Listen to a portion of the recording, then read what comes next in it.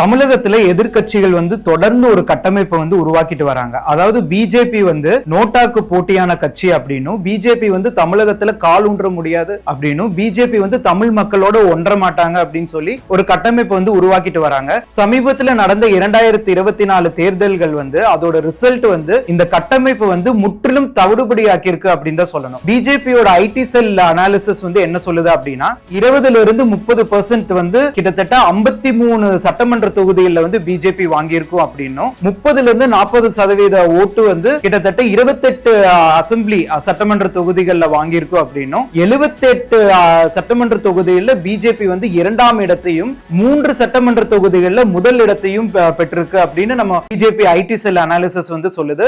அது மட்டும் இல்லாம பிஜேபி அலையன்ஸ் 79,44,630 ஓட்டுகள் வாங்கியிருக்காங்க. அதாவது முதல் முறையாக பிஜேபி